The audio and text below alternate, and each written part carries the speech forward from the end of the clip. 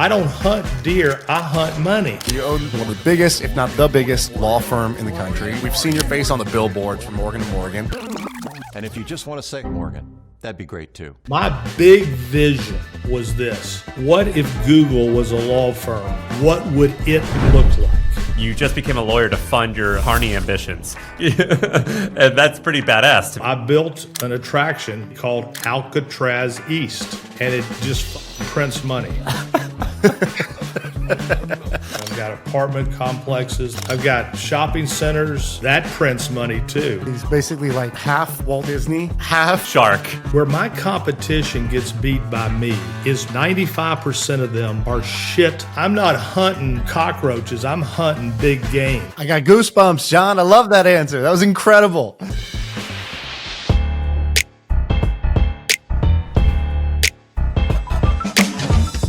So, first of all, welcome to the pod. We're on. And I'm from the South. I'm from Missouri and Tennessee. I lived in Tennessee for a while.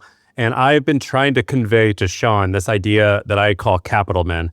And I was like, Shaan, I don't know how to explain it, but they just kind of follow the process and they just do thing to thing to thing and they don't overthink stuff and they're just ballers. And you are a good example of that. I'm hearing how you talk and I'm like, you are exactly what I'm talking about. These capital men, these guys who just get into stuff and it's like an onion. They just have layers of stuff that you don't even know about. And so for this podcast, maybe we can ask you about I think you have 10 or something different businesses. We can ask you about each one because everyone knows you as the law firm guy, but that might not be the most interesting thing about you. Well, believe it or not, I tell this to my wife all the time. The thing that I'm most proud of in all my businesses has been Wonderworks, the upside down house. Back in the 90s, my kids were little. We'd go to the science center and it was just, they were shit. They were terrible. And the kids were wanting to leave before they got there. And I had a business where I put on fairs around America, and one of our vendors had this huge tent and everything in it was interactive, touching, feeling, before interactivity was a thing. And I said, if we built a science center that was interactive, that's what a science center should be, where you're touching, feeling, doing, and that parents would enjoy as much as kids. So I went out around America. As a matter of fact, I went to the Exploratorium in San Francisco, and I found 4 things in the Exploratorium. I found in the Exploratorium in San Francisco, I found a bubble room where you make these bubbles, and I'm like, okay, that's something. I found another thing called recollections. And so I went around the country looking for interactive things from science centers. But I felt like the building had to be great. And this guy comes up to me who had been with Ripley's, and he had a rendering of a building turned upside down. He goes, this is what you should do. You should turn it upside down. And I'm like, well, how do you do that? And he starts to tell me. I go, well, hell, if I could do that, I would do that. And so I built the first one in Orlando. It's called Wonderworks. If you Google Wonderworks. It's this right here. There it is. And this is amazing. I've never seen this. Is this near Disney World? One of mine is. The one in Orlando is very close to Disney World and very close to Universal. So is the inside of the building upside down? When you go in, when you walk in and you're standing on the ceiling. Yeah. So you walk through the trusses and now you're standing on the ceiling. And the storyline is that once upon a time in the Bermuda Triangle, the greatest scientists in the world were working on the greatest experiments in the world to better mankind. They were trying to build their own hurricane. It got out of control. The place was located in Bermuda Triangle, lifts it out of the air, spins it, and it crashes down in Orlando, Pigeon Forge, Branson, Missouri.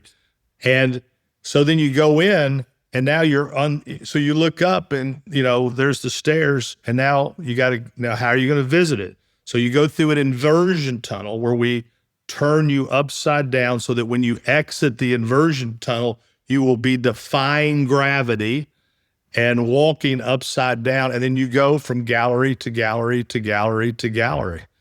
And that prints money too. Those things, I have zero debt, and I'll do like 33 million in EBITDA this year. Oh, that's amazing. You dropped into kind of a bit of gold that you just kind of stepped over, which was before that you had a national fair. Well, we put on fairs around America. We didn't own the rides. We were the operator. In other words, Brevard County Fair, Pennsylvania State Fair, Long Island Fair, Nassau County Fair, where we just set it up, we'd promote it, and then the ride people would come in, and we were just, it didn't make a lot of money, but, back in those days, listen, I remember the first time me and a guy took a piece of land and flipped it and made 60 grand. We split 60 grand. We went on a 2-week bender celebrating our $30,000 profit. Those first profits were like, holy shit. And it was like a side hustle. I mean, I was a lawyer, but I just made an extra 30 getting a piece of land rezoned and flipping it to the developer. So. All right, so John has tons of side hustles, upside down buildings, crime museums, chocolate factories. He's a machine. But here's the thing. Every single one started with him spotting an opportunity others missed. My old company, The Hustle, built a database with hundreds of ideas like this. Some are weird like John's, some are dead simple. If you liked what you just heard, go check out the Side Hustle Ideas database. Scan the QR code or click the link in the description. Now let's get back to the show. San Francisco inspired me. I went there once with my wife. We wanted to go see Alcatraz. We go to Alcatraz. Alcatraz we get there thinking we're going to walk right in. They go, there's no tickets available. I said, we'll be here a couple more days. When can we go? There's no tickets. It's sold out for the next 2 weeks. I'm like, the f***? And so the way you always solve that problem is you pull out 2 $100 bills to the ticket taker and you say, are you sure you don't have 2 extra tickets back there? This is not for the tickets. This is for you. So I got to go through Alcatraz. And when I went through it, I thought I had this epiphany. You have these epiphanies. And my epiphany is America is fascinated with crime and punishment like nothing else. TV shows, movies, books, Netflix, all of it. And I was in the attraction business anyway. I said, what about an attraction dedicated to the history of crime and punishment? And so I built an attraction that's in Pigeon Forge, Tennessee, called Alcatraz East. And I built it. It looks like a 1800 prison, and it's the history of crime and punishment, and it just prints money. How big is that business? It makes $5 million a year net. In profit, it's just cash And how flow. much did it cost to build it initially? It's an interesting thing because, I got a speech called Failure Can Be Your Friend. And what happened is I first built it in Washington, D.C. because I thought, the history, I called it the National Museum of Crime and Punishment. And it didn't do very well. And the reason it didn't do very well, in my opinion, there's a lot of free stuff in D.C. to begin with. But more importantly, they wouldn't let me do anything with the facade. So I was just in a building, across from the National Portrait Gallery. I was doing okay. I was limping along, but paying rent and paying just a little bit. But the landlord came in and said, you're not doing the numbers per the lease, and we're going to call the lease on you. I'm like, but I'm paying my rent. Why would you do this? They go, we're doing it. So I moved everything and built the structure in Pigeon Forge. I moved a lot of the stuff. So some of the stuff I bet the whole thing, from what I had to build and what I took, I think the whole thing probably cost $13 million, $14 million. But at the end of the attraction, I have 4 things that are you just can't believe it when you get there. 1, Ted Bundy's VW. 2, Bonnie and Clyde's death car from the movie. 3, OJ's Bronco. And 4, John Dillinger's sedan.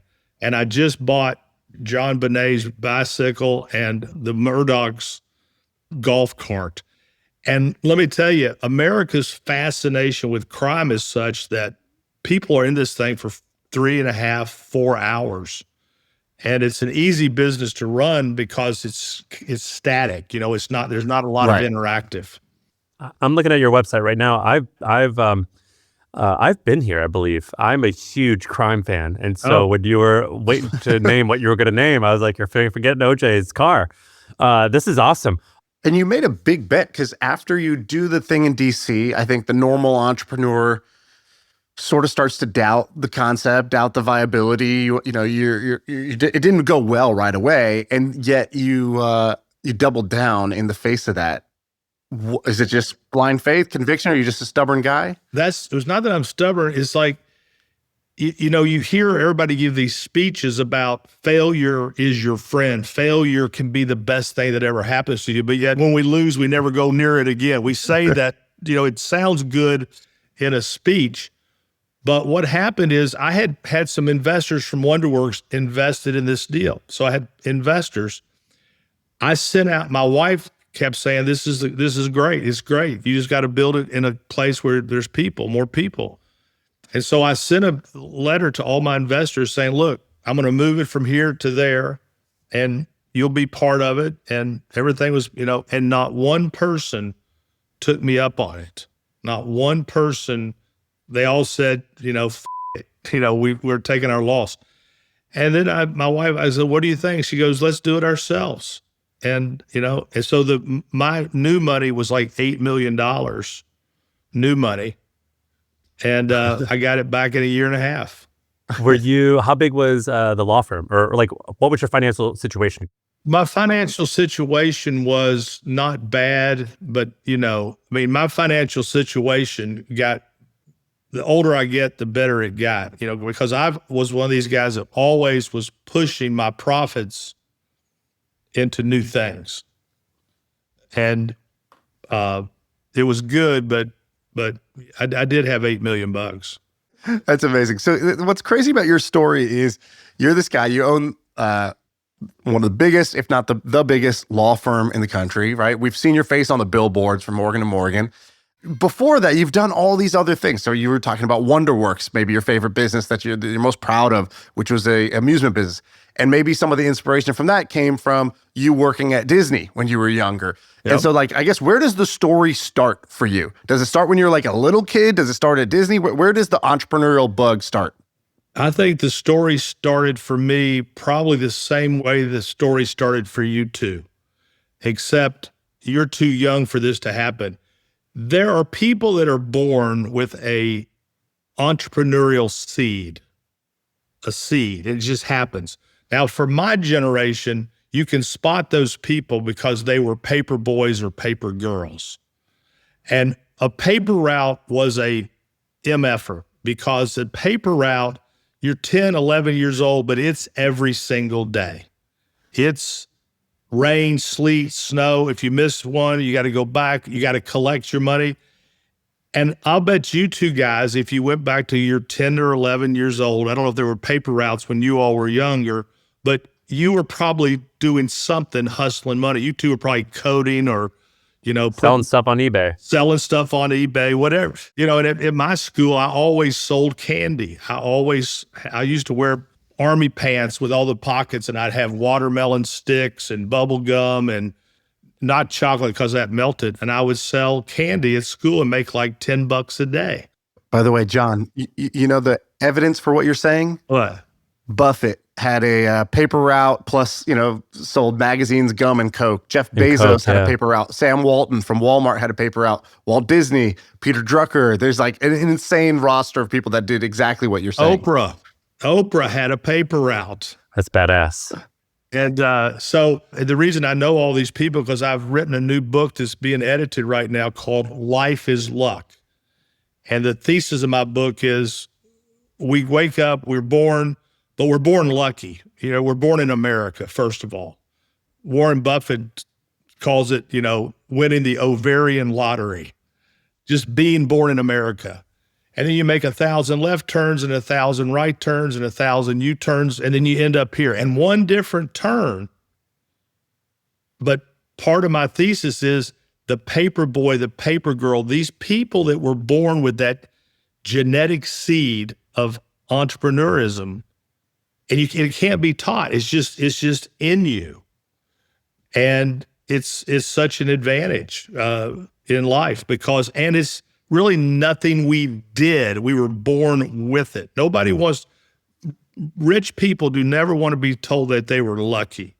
They want to tell us all, I worked my ass off. I deserve every single penny I got. And they are like 100% wrong about that because one different term.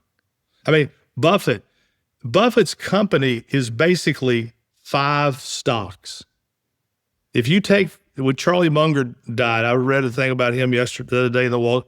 You take 5 stocks away from Berkshire, it's not Berkshire. Yeah. It's like Amex, Coca-Cola, Apple, and right, exactly. But we see him as this great investor, and his greatness has really been his patience and his understanding of index funds instead of money managers, and time and the power of compounding interest. I believe what you're saying. I believe luck to be true. I think that most people, when they get successful, I actually think that they attribute a fair bit to luck because they realize, like for example, when I sold my company, the CEO got into a really bad accident like 2 weeks after the deal closed. And I'm like, I mean, if that happened 2 weeks prior, that could have changed everything. So there is a luck component. But you have, I have some research here, and I think you have like 10 or 12 things that have worked out really well for you. And so there is some there's a lot of good decision-making that you have on your side. Were you always doing these little hustles? Like, did Morgan & Morgan start as a hustle and turn into a real thing? Or were you trying to build something big from the get-go?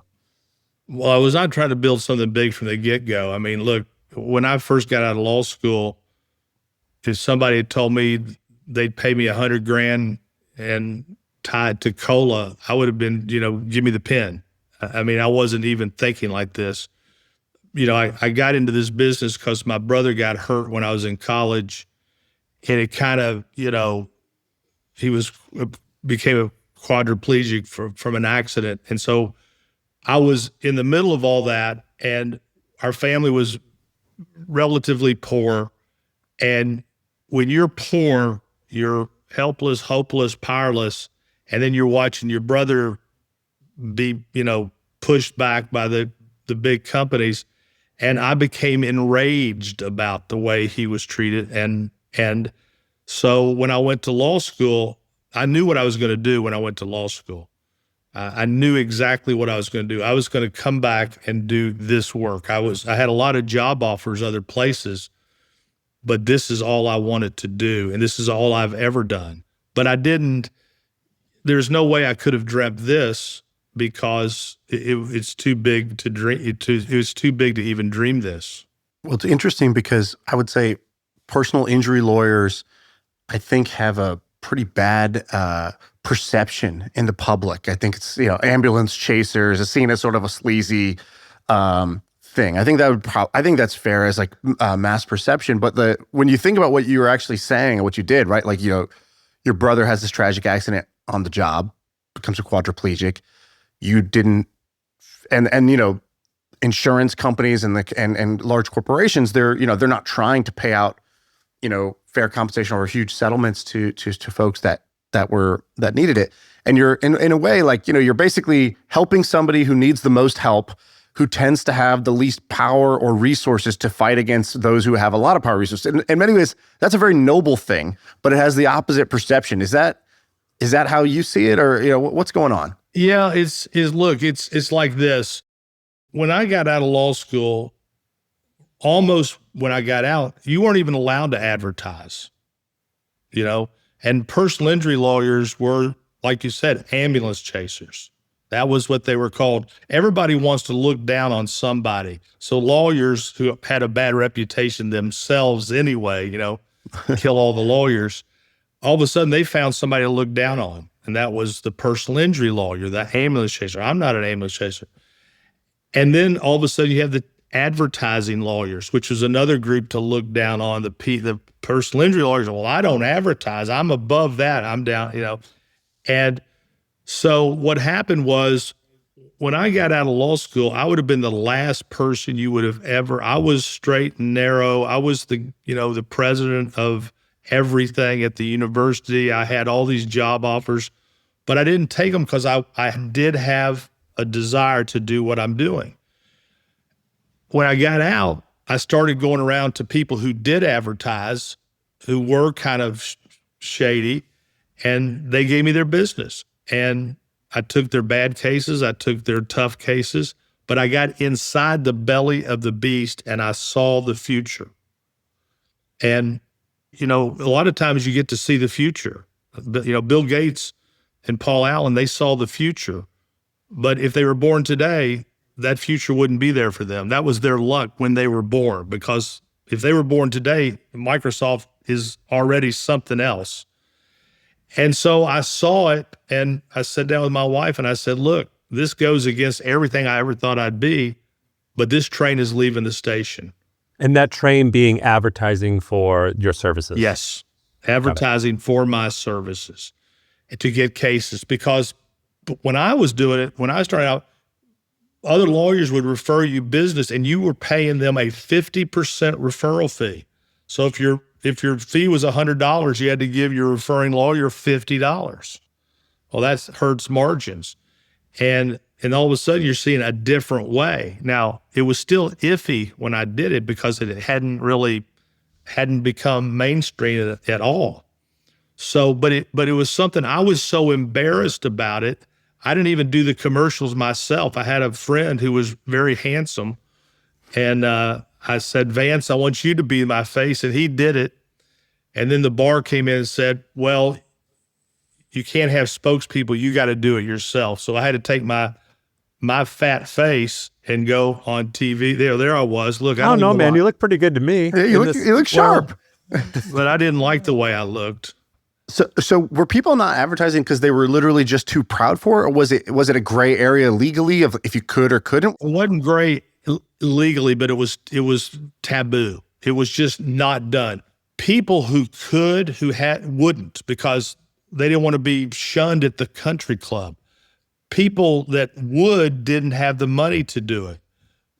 How I got to do it was I went to the bank and borrowed $100,000 and went down, did the commercials. When I think back later, and by the way, my credit was so good that this TV station would only run my ads if I paid in advance, because that's how good that my credit was. Today's episode is brought to you by HubSpot. Did you know that most businesses only use 20% of their data? That's like reading a book, but then tearing out 4/5 of the pages.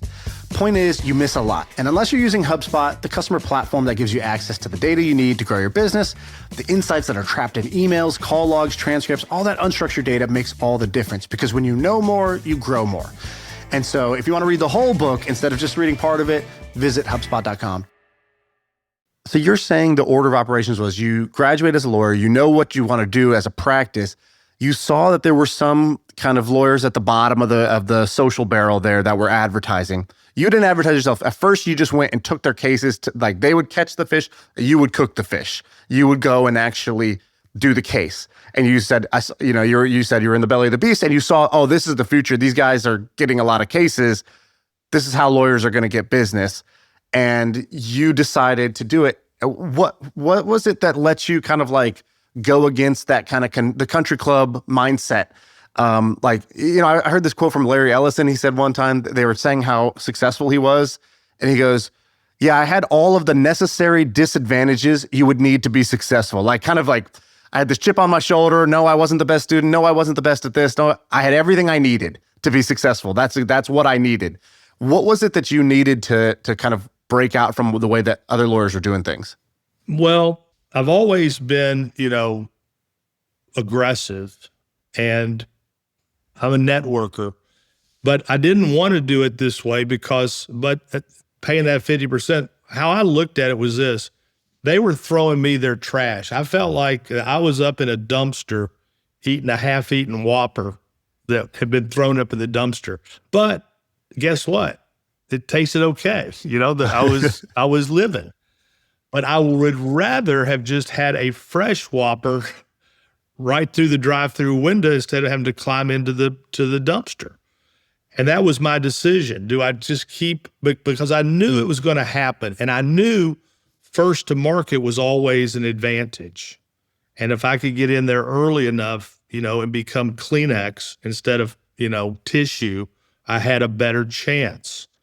And my wife was a securities lawyer. She's very smart. I'm not. I'm the part of the 50% of the law school class that enabled there to be a top 50%. And without me, there's no them. My wife was in the top 2%. The foundation. We call it the foundation. Yes. And so the thing that happened to Tim, it was one of these things where, we're very close and he's in this terrible situation and Disney is really treating him terrible. And the more that we'd fight, the more they would just crush him. And when you're watching somebody you love that much get manhandled that way, there's a rage that came inside of me. And so I always knew what I was going to do. I mean, I was offered a job. This guy, Mark Hulsey, wanted me to come to his firm. And I told him, I said, this is what I want to do. And he helped me get my first job out of law school. And so the good thing about what I've done, and the good thing for people that are listening to this, is when you wake up and work is not work, you're a lot better at it. So I woke up every day going, I'm going to take care of the Tims of the world. So it was never work for me. And I wanted to go and get my pound of flesh from these people who had bullied us when we were helpless, hopeless, and powerless. And so as time's gone on, to me, it's been very noble what we do, because the people we represent didn't do anything wrong, but they had things taken from them. They had their health taken. They had their ability to walk taken. They had loss of income. They had things taken. And what we do is we give them back as much as we can, or compensate them as much as we can for what was taken from them. And so, I like the business. I liked Robin Hood when I was a kid. I always liked the Robin Hood story, and so the people I'm going against, look, the tobacco industry, I've had many, many trials against them. What do they do for a living? They are in the business of premeditated murder. They know what they're doing. They're going to kill us. They're going to kill a bunch of us this year, and they know it. And the reason they know it, in their internal documents, they call new smokers replacement smokers. They laced the cigarettes with additives to hook us. They gave it to the kids. They gave it to the service people. They're in the business of premeditated murder. And so I don't feel bad at all when that's my enemy. I don't feel bad at all when I'm trying to get compensation for people who got hooked and addicted by a very evil company. And by the way, today, those same companies now own our food companies. Yeah, it's crazy. And processed food is the new tobacco. In terms of, so in a little bit, we want to ask about all your businesses because you've had so much stuff. But just to add, to give us some context into the timeline, when you start advertising, do you remember like the next 10 years of business? Like how big did your business grow? It was gradual, but the way I always looked at it is I had a number of what I thought a case was worth, and then I had the number of cases that I would sign up, and I would divide the average fee into the cases. And as long as that equaled out where I could break even, I kept pouring more money into it. So if a case was worth $4,000 and I was spending for $4,000, and if I was spending $80,000, if I got 20 cases, that was break even. And if I got double that, then that was profit. So that's kind of how I did it in a very simplistic way. And I felt like as long as I'm breaking even, I'm building the brand. And building the brand was very important too. When you say building the brand, like what's the John Morgan school of brand? If you were going to school us in how you think about brand, what do you think about? First of all, I want it to be something that's memorable. So when I first did it, when I first got into it, there weren't even computers. I didn't have a computer. I didn't have a URL. The first time I really understood what a URL was, I was at a Yankees game with some lawyers in New York, and they all had these devices in their hands called Blackberries. And I'm like, what are those? It was like, what is this? And they're all there, oh my, and they're just thumbing through it the whole game. And I'm like, what are you doing there? We're getting cases. So I went back to home and said, I got to get a Blackberry. And then when I got the Blackberry, I said, I got to get a URL. And then, so the beginning of the brand was the URL. And so I wanted my URL to be my mission statement and my branding statement. The two things I came up with in my mind was justice for all and for the people. Those were the two URLs. And I ultimately went with for the people because I was worried that people couldn't spell justice all the time. But I knew that we could all spell for the people. And so when I built my brand, I wanted my brand to be my mission statement and my URL. I wanted it all to be one thing. So I never had to say something twice. I could just say it once. So a lot of the ads visit, call Morgan & Morgan for the people.com. So I can say it all just like that.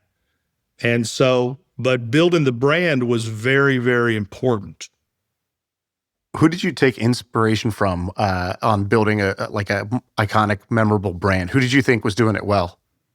Well, the people that I admire in my life is Walt Disney. I did magic at Walt Disney World. And so every time I'd walk out of the magic store, I'd see Walt Disney holding Mickey's hand on Main Street, and they had Dream It, Do It. And so that was kind of in my mind. It was P.T. Barnum, Disney, those type of people. So I liked the promotion. Like when I was building Wonderworks, I knew that the building itself, you've heard the slogan, sell the sizzle, not the steak. Well, there's a lot to that.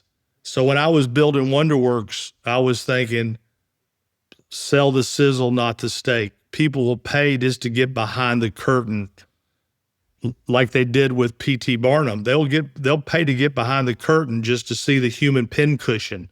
How many active companies do you have right now? I got so many K1s that I've got shopping centers that I've built, and I've got apartment complexes that I built and are under construction. So I got that whole part of my life.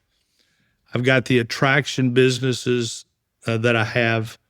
I started building Marriott hotels about 20 years ago. I had a billboard company that I sold to Lamar for a lot of money. I had an ad agency for lawyers called Practice Made Perfect that I sold and did well. The new thing I've got going right now is, the guy, who Guy Fieri is. He's a California guy. Yeah. So Dave and Buster's kind of has it all to themselves. And so we built our very first, what we call downtown Flavortown in Pigeon Forge. And it's basically Dave and Buster's meets Guy Fieri. And we opened up the first one about a year or so ago, and we're building the second one right now in Pigeon Forge, in Myrtle Beach. This fascinates me because so many people come on this podcast and their message is you just got to focus. You got to, don't get distracted. Don't chase the shiny objects. You just got to do one thing and let it compound for a long time. But you kind of seem to have done both, right? Your firm has compounded. I think you guys do like $2 billion in revenue now. This is like a huge firm, but you've had all these other entrepreneurial side quests. So I guess kind of square that circle for me. Are you focused? Are you unfocused? How do you think about that? Here's how I think about that. Those people that tell you to focus, they're also doing a lot of this: hunting, fishing, golfing, all three off, you know? Now, nothing wrong with off, but there's nothing about business except maybe a little golf. You can do a little bit there, but hunting to me makes no sense. Killing an animal right up on an animal makes no sense. The venison, I can taste the fur. I don't want to eat it. So I don't hunt. So I got that. Fishing, I don't understand. I don't understand catch and release. Let's go out and have a good time. Let's catch a fish. Let's rip its mouth open. Let's tear its eye out and let's throw it back in the water. I don't understand that. And golf, look, it's a great hobby, but I'd rather shoot pool, for an hour than golf. So all that focus that these people are focusing on, I don't have that distraction. I don't hunt deer, I hunt money. And I like it. So instead of collecting stamps, some people collect stamps as a hobby. I collect artifacts for Alcatraz East. I hunt. You're a big fan of presidential note cards, presidential flashcards. You just like collecting those bills. Yes, and clipping coupons.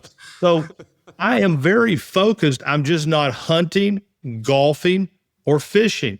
If you take all that and listen, I watch sports on TV, but there's people that are more interested in Lane Kiffin's new job than they are their own job. Well, I don't have those distractions to my focus.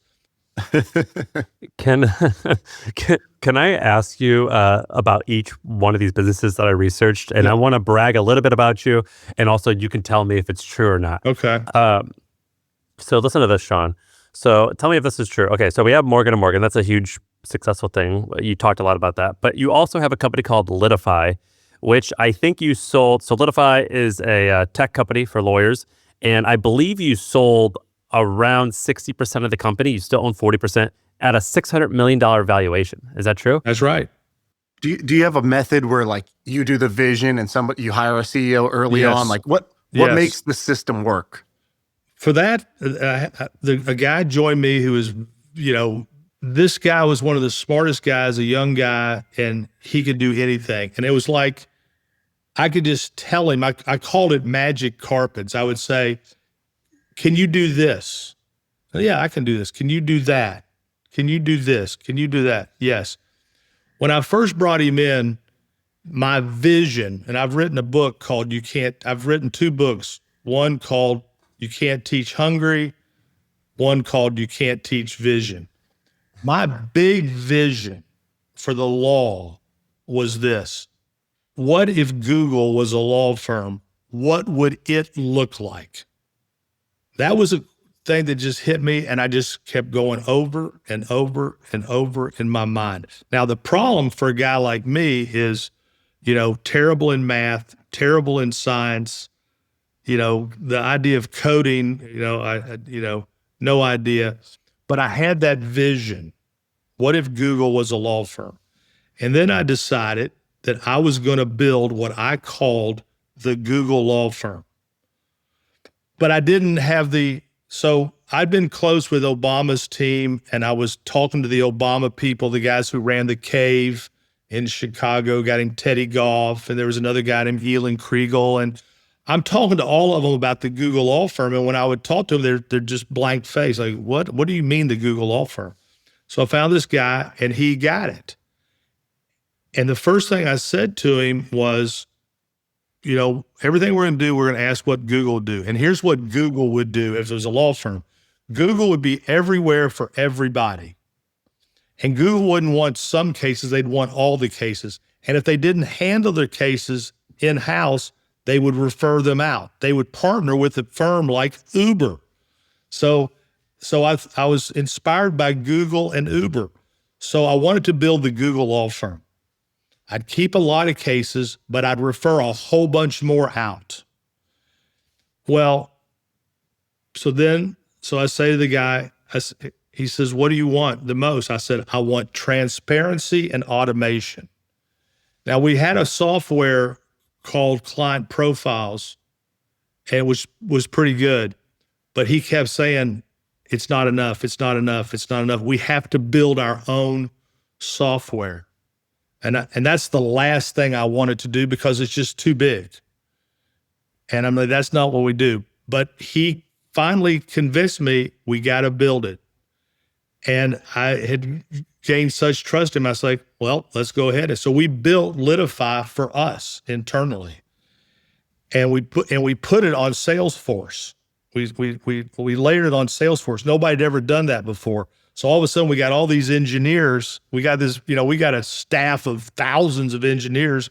Salesforce was interested in us because they hadn't been in the legal space before. And we can change things we can do whatever we want. So we started Litify. And part of the deal, if you want to be like, so I refer a bunch of cases out to lawyers across America. But like with the Bloomies, if people want to get my referrals, they got to be on Litify because that's how we talk to each other. So a case comes in that I'm going to refer out to Des Moines. The case comes in. I got a partner who's on Litify. I refer the case to him. He's got, 12 hours to accept it or decline it. If he declines it, it comes back. It goes to a second person, comes back, goes to a third person, and then it's so it started as something internal for us, but then it became, so good that everybody wanted it. So we started selling it. How much did you invest in it, and what was the time to exit? Well, other people invested in it with us. Fortress put some money in. I was on a bank board. I was on the bank board called Esquire Bank, which is a bank for lawyers, trades on NASDAQ. I sat on the board. Tiger Capital put in some money. I would say from beginning to exit 6-7 years. And That's look, incredible. I didn't really want to exit, but it was time because, like you said, I needed to focus on the Google law firm. I already had this, and I still have a lot of input with the Besmer, and I sold it to somebody who I thought would be good. I sold it to Besmer, and they're very good at this. And so, about 6 or 7 years. Okay, that's amazing. By the way, it seems like there's a flywheel between these businesses. So you said we built kind of for ourselves, and then you used your position and leverage in the market where, hey, if I'm referring you to a case, you got to be using our platform for this to work well to get more customers. The second business I think Sam's going to bring up is like this ad agency you created. The ad agency here's how the ad agency was. I called it Practice Made Perfect. So what my idea is I was going to go out across America and say, if you want to do what I'm doing, I'll write your ads, I'll place your ads, and when big cases happen, when mass torts happen, you can put them in and then refer them to me. So I built this company called Practice Made Perfect, had all these lawyers across America. I was charging 15%, so I made money. I was probably making, $8 or $9 million a year just running that business. But more importantly, all those lawyers started referring me, when Vioxx would happen or when, mass torts would happen, they would send me their cases as well. So I built this, I thought of it like Global Crossing, where I'm laying all this fiber optic across America, but my fiber optic were these law firms across America that I would make money being the ad agency, but I'd make the big money with the cases they would send. Wait, so was that its own entity, and you're saying it was doing $8 million in income? Yes. That's incredible. Where's it at now? I sold it because here's why I had to sell it. As I started to expand across America with all these lawyers, they were all good friends of mine by the end, but they were like, I had a guy up in Indiana, and he's like, John, you're infringing on my territory. I'm like, how? Because my deal with my clients was this: you don't have to sign a contract with me. You can fire me anytime you want, and I'll never compete with you. And it was just a handshake.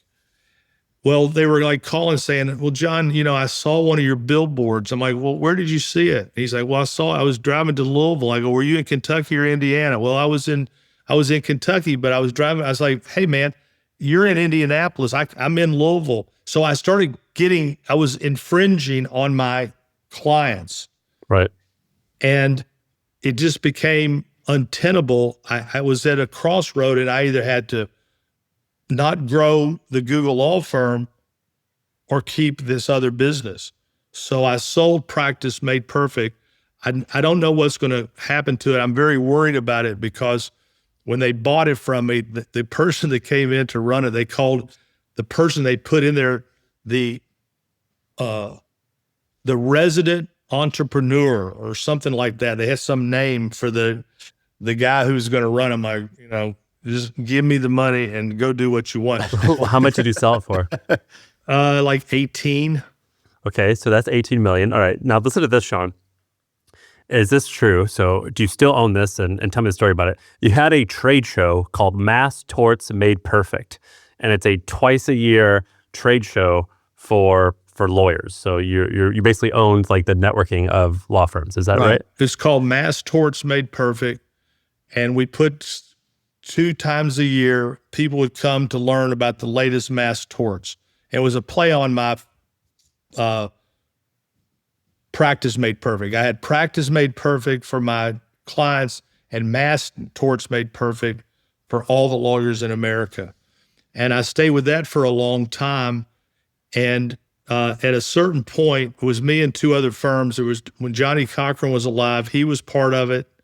And I was helping Johnny Cochran map out his national strategy, which also helped me learn about going national. And then another law firm. But at a certain point, back to your focus, you are right about focus. I mean, Bill Gates and Warren Buffett both say focus, focus, focus. At a certain point, Mass Torts Made Perfect was not helping me grow my business. And so I sold, I let them have Mass Torts Made Perfect. I kept Practice Made Perfect. And then I went and spent way more time on the Google law firm. Well, how big was the trade show business? It was big, but it wasn't that profitable. The trade show itself made money, but not a lot of money. Practice Made Perfect, the ad agency, was really supplementing that. But what we were really looking for were cases. We were really looking for people to say, hey, we're going to send you our cases. So the trade show itself never made money. It was the cases that we got. Where do you see opportunity today that, a younger, more free John Morgan would actually be able to go and pursue? What would you go chase down? If I was young, I would probably, because of AI and because I'm not good at that stuff, I would probably be looking toward the service industries for John Morgan, plumbing, electrical, air conditioning. I think that's where a person like me could thrive because I'm good at scaling. I'm good at building teams. I'm good at sharing the profits. And so I think that I might be in something like that. But the business I really enjoy the most is the entertainment business. And it's just the great thing about the entertainment business, whether it's the downtown Flavortown or Wonderworks or Alcatraz East, is you're not fighting. Okay, so Shaan and I are, I guess, sort of in the entertainment business because we have this podcast, but, I love the idea of owning an upside down museum. That sounds amazing. It sounds fun. It sounds like it's good for the world. Like it's wholesome. It sounds fantastic. It seems cool to touch the things you're working on. Can you teach us how to get into that business and how to operate, run, spot an opportunity, or what a winning formula looks like? Well, winning formula looks like you got to go back to the basics always. Location, location, location. Look, my Orlando store does the best. And then Pigeon Forge does the second best. And then Myrtle Beach does pretty good. But Branson does less than Myrtle Beach. It's all about where your locations are. If you don't have a great location for this type of business, look, Six Flags is having trouble in America right now because there's just not enough people to go to Six Flags. I like these one-offs where location-based attractions where it's at the corner of Main and Main.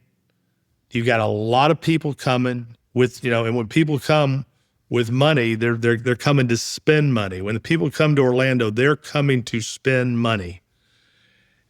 And so that's what I would focus on. Would be the cities itself. And is the business model just $30 tickets or $50 tickets? Yeah, or they're not. It's like $26 tickets. Yeah, and the value. The reason I think I'm really doing well is the value is incredible because there's probably 4 or 5 things inside of each attraction that if you just went out and paid for it on the street, like I've got these virtual roller coasters. In malls, they go for $20 a ride. 3 minutes, $20. With me, you can just keep going and going and going. Ropes course, $15-$20 a ride. With me, laser tag, $15-$20. There's probably 5 items inside of a Wonderworks that would cost $100 by themselves. But here, a family of 4 comes in for $100, and they leave, with a huge grin on themselves, sweating from all the activities, and the value is incredible. So the thing I love about the business is there's really no fighting. Like in my law business, I'm competing to get the cases, and I'm fighting the insurance company, that I'm fighting the defense lawyers, and everything's a fight. The only thing's a fight here is when somebody comes and say, I didn't like it, I want my money back. And we basically look at the ticket and go, how long were they there? If they were there for an hour or less, here's your money back. When they come and ask for their money back and they were there for 3 hours, we're like, get the out of here. Is there like a winning strategy? Like, okay, the story of an upside down house that got tossed out of the Bermuda Triangle, that's kind of cool. Crime and Punishment's cool. What other winning story formulas do you like? Well, I have one that I'm looking to build right now, and it's called Santa's Chocolate Factory. So imagine this is Santa's Chocolate Factory. Nice. Okay. And the thing in the middle, so envision, here's where this came from. Here's where this idea came from. So I'm out at Disney one day, and I'm sitting at Ghirardelli's. And Ghirardelli's is an ice cream chocolate store. Right next door was a Christmas store at Disney Village. I'm sitting there, and then I go into the Christmas store. Christmas is, a year-round business in certain places. So then I thought, what could I build that would be phenomenal? So I thought, well, Willy Wonka, you got to pay IP for Willy Wonka, but you don't have to pay IP for Santa Claus. So I said, what about Santa's Chocolate Factory? Santa's living there. This is Santa's house. There's a big chocolate factory. There's ice cream. The booths are made out of sleighs. Then you got all the merchandise you're going to sell. You got Santa Claus there in his workshop. You got pictures being taken. You got elves working there. And so my idea is to build this complex of Santa's Chocolate Factory where Santa is. And on the hour, every hour at midnight, every hour turns into midnight. The clock turns, dong, dong, dong, dong. The lights go down. And all of a sudden, the store comes alive. The train starts moving. The bears are moving. It's Christmas time on the hour, kind of a Bellagio moment where people come. It's snowing outside. And so that's the next thing that I'm going to do. I love it. Have you seen Enchant Christmas? Have you seen this business? Yeah. But here, think about this, what I'm thinking about with this. Because the inside's going to be so phenomenal, I'm thinking about doing something that's never been done ever in the history of the world, charging money to come into a retail store, $1 to come in. Now, I don't know if it'll work. If it doesn't work, I'll quit charging the $1. But I think I can build something inside so spectacular that people will want to get in there to see the clock strike 12. The clock strikes 12, all of a sudden, everybody's up on the counters like Johnny Rockets. They're all singing. It's beginning to look a lot like Christmas. There's this 5-minute interlude every hour. And I think people will pay to come in and see it. So that's my next thing that I'm working on right now. Sam, isn't it crazy that he's basically like half Walt Disney, Yes. Shark. half lawyer shark, Better Call Saul meets Jeff Bezos. It's like one of the wildest combinations. It's pretty amazing. I mean, you've been in it's kind of funny. There's like a joke here of like, you just became a lawyer to fund your carny ambitions. And that's pretty badass, to be honest, because, being a lawyer is cool and I'm totally on board with helping the little guy, but there's something special about, particularly in a world of AI, this is a common theme that Shaan and I have talked about. In a world of AI and more digital, it's pretty cool to be out of the house and screen-free experiences. And so I actually find your attraction business almost probably more interesting than your huge law firm. That's what I told you. I'm my wife doesn't understand it when I tell her I'm more proud of my attraction business than the law business, just because it's so unlikely. And what do you think? And so that business is 30. What do you think do you own the whole thing? Almost. I had some limited partners. Over time, I've bought a lot of them out, but yeah. So what's that worth? 8x, $250 million. Yeah. Hey, quick message here, because that feeling when you send a wire and it actually works? No friction? Well, I've used Mercury for years now, and let me tell you, it just works. And that's why I use it for not 1, not 2, but 8 of my companies. From credit cards to invoices, I have everything in one place. There's no janky dashboard. I'm never told, please visit a local bank branch. None of that tomfoolery. And a few months ago, I landed a big client. And the first thing I did, I sent them a clean, branded invoice. Boom, deal closed, cash in the door. That's the kind of banking experience I want, and that's why I use Mercury. So if you're running a startup and you want banking that feels like it's built in this century, well, go to Mercury.com and get started in minutes. Mercury is a financial technology company, not a bank. Banking services are provided through Choice Financial Group, Column NA, and Evolve Bank and Trust, members FDIC. What are you doing with malls? Are you doing something interesting with malls? So what I'm doing with malls is this: everybody's tearing malls down because malls are no good. So up in Myrtle Beach, I'm gonna build this. I'm building this new downtown Flavortown with Guy Fieri. So there was a mall that was just on its last legs.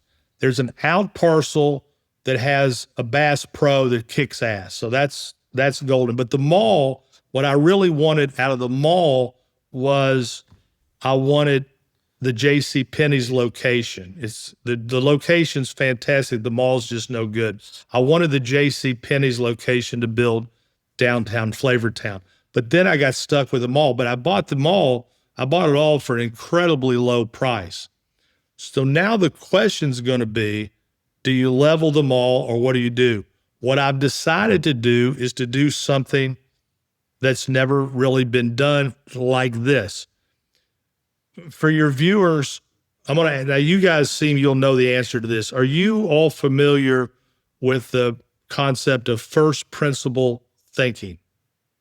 Okay. Yeah, Elon has popularized this term. And Aristotle taught Elon the term.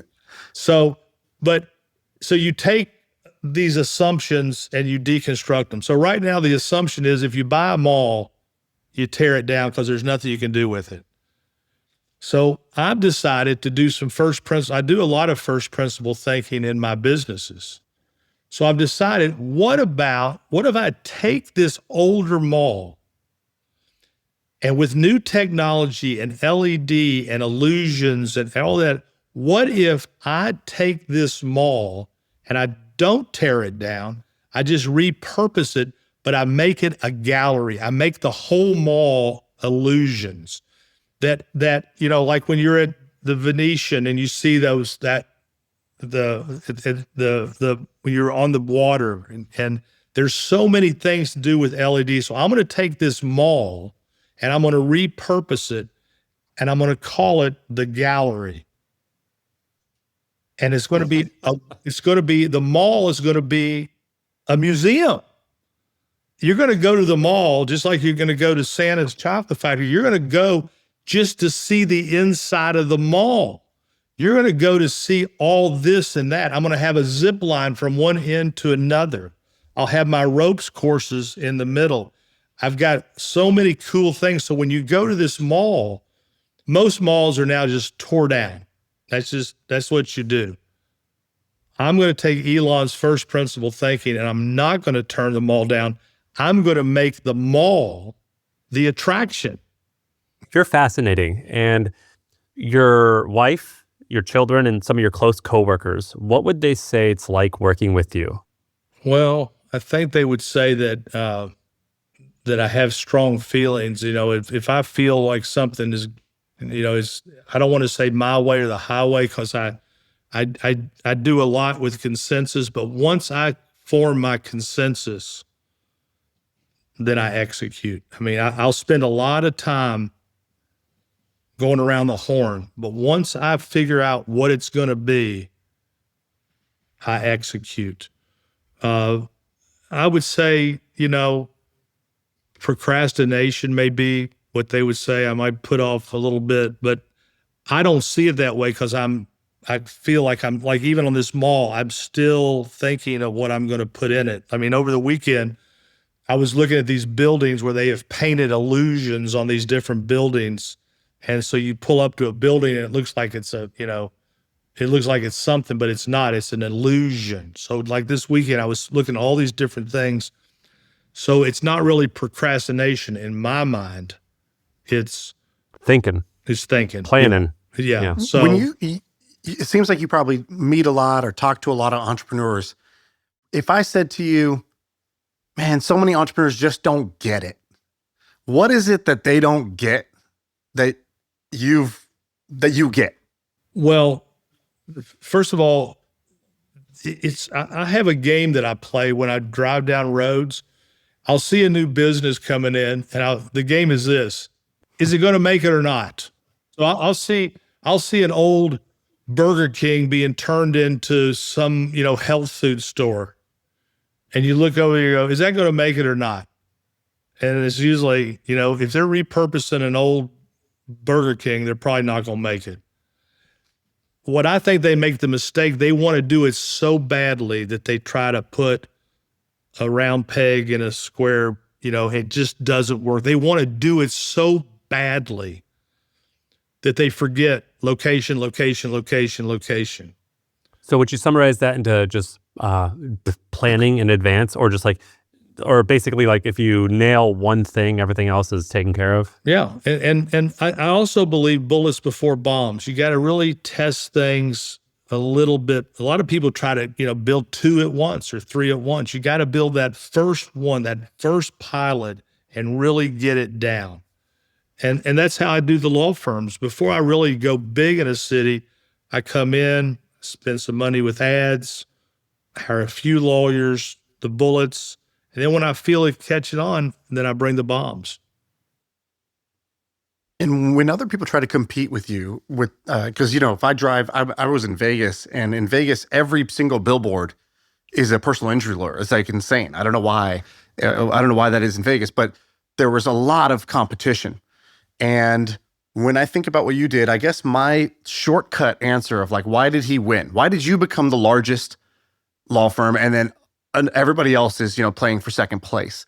My answer is, you were early. You were not the first mover, but you were very early. And then once you figured out the secret, meaning like business is about exploiting secrets in a way, you figure something out before it's consensus. So you figured out, hey, we can advertise effectively, and we can basically like pour money into ads and get cases out of it. You were way more aggressive with that. That even if other people were advertising, they weren't as aggressive with the advertising, meaning either putting money and effort into the creative or just reinvesting capital to build the national brand. And so I guess that's what I would say is the thing. Is that right? Or am I missing something that was important and why you won and everybody else didn't? Okay, you're missing a very big piece.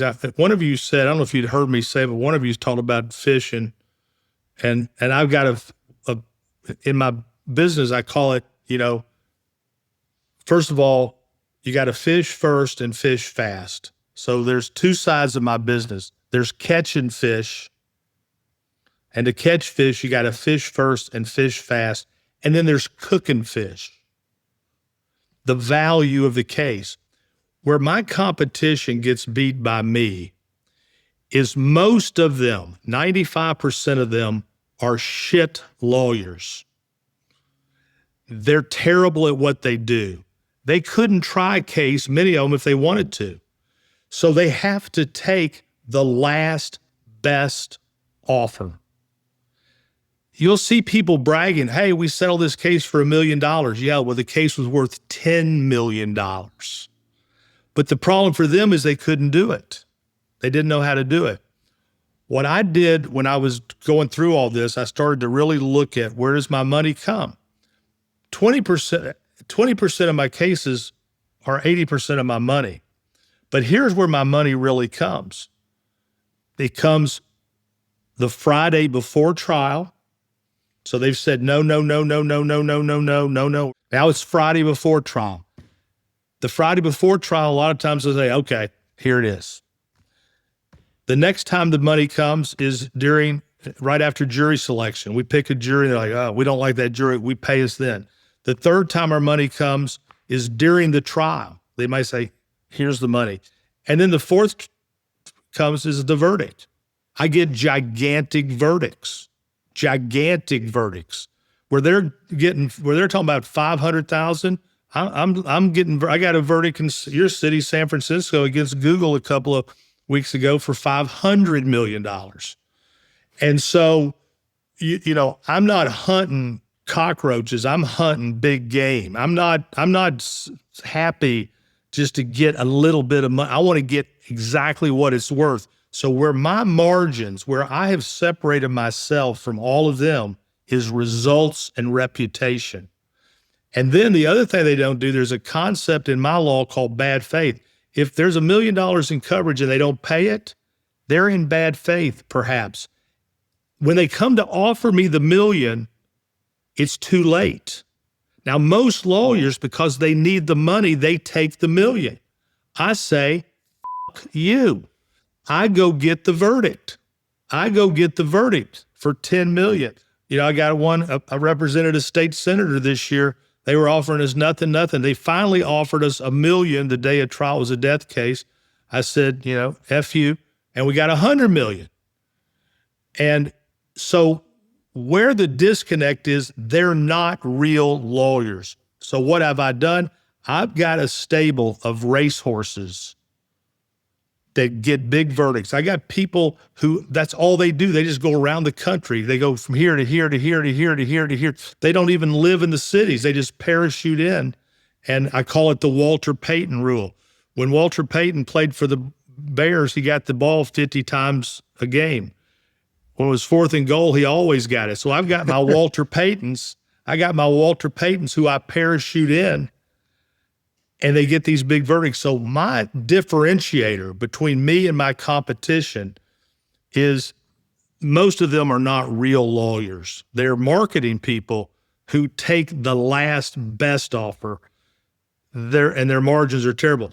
Now, on the cases I refer out, the Google law firm, my margins on those cases, my margins in my business is about 30, 35%, but my margins on my referrals is 85, 90%.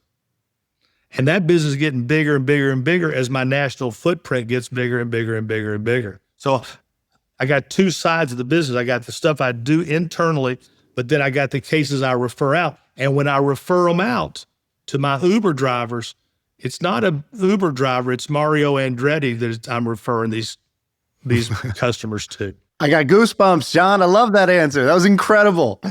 That should be your next infomercial. That was incredible.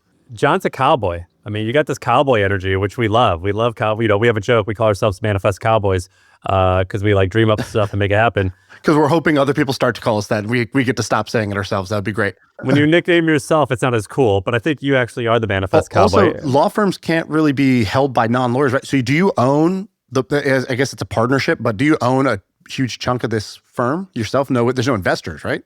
No, it's mainly me and my family, but I do have a lot of partners in it because I believe that, look, when I look at this firm or all my businesses, I always envision it like I'm building a circus, and I want to build the greatest show on the earth. When you see some of these circuses in shopping centers, they got an elephant with one tusk and a drunk clown and a seal that's hot, and it's a bullshit circus. The circus I'm building is the greatest show on earth. Why do people go to the circus? They go there for two reasons. One, they want to see the lions and the tigers eat the man. That's why they go. They want to see him, and then they want to see the great Walinda fall off to his death. That's why they're at the circus. That's why they go to NASCAR. They're hoping that somebody is going to die. How do you not die? Well, with the animals, you feed them and you love them. I've got a lot of partners who make a lot of money because they got a piece of this deal. The second way is you focus. You're up there on that high wire and you got to pay attention. You got to get from here to there. So in building this firm, I got 3 rules. Love them, feed them, focus. And then you can build the greatest show on earth. You're very successful. You've won so many times in life. Has there ever been a point where the businesses or the firm almost went under because you said that you're a pretty risk on person? Have you almost had to pay the consequences because of that?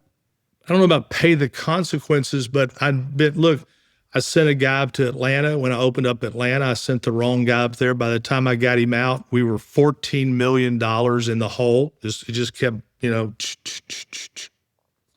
and he was a disaster. But, now he's gone, and my team, Atlanta makes Prince money. So Atlanta was tough. I've had a couple of cities that didn't do as well as I hoped, like Memphis. So yeah, I've had some things not do well. I built a small amusement park called Magical Midway that I ended up selling, lost $1 million. But that doesn't bother me because nobody bats 1,000. If you bat 300, you're in the Hall of Fame. All you got to do is get on base 1 out of 3 times, and you're in the Hall of Fame. Like we talked about earlier, Warren Buffett has 5 big stocks. You take those stocks away, he's not Warren Buffett anymore. And he's the first person who tells you that. That's why I love him so much. That's why I have so much Berkshire Hathaway stock. He's my guy.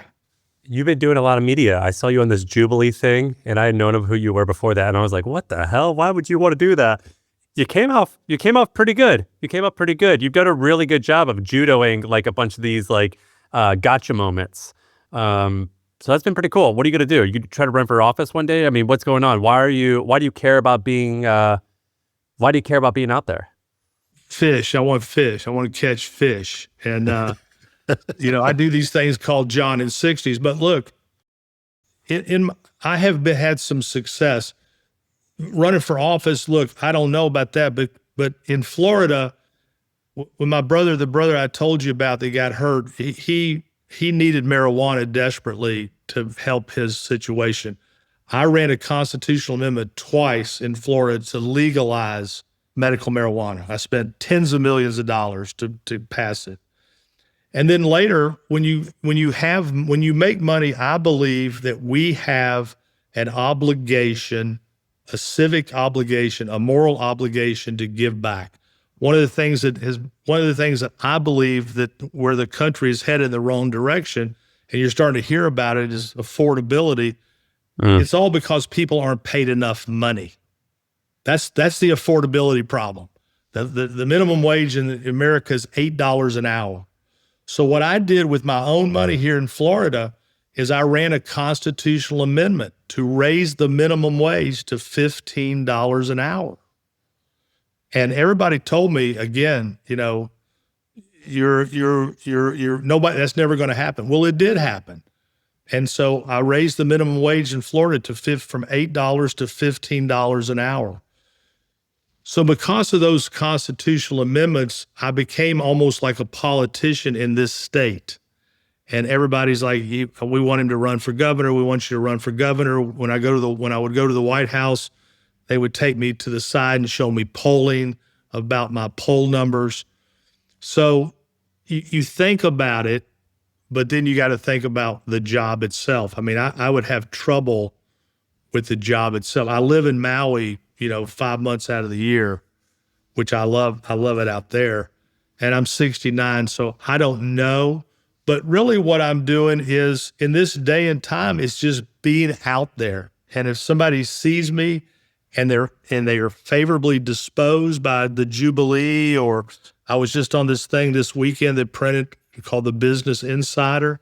Yeah, that was a good interview. I saw that. So I just did that. So my thought is, it's kind of back to that, why bother?